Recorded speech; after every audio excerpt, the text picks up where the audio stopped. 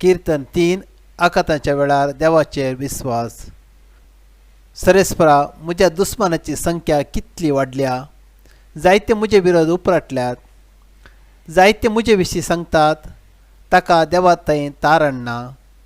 पूण तूं सर्वेस्परा, म्हजी डाळ, तूंच म्हजें वैभव, तूं म्हजी तकली उबारून धरताय।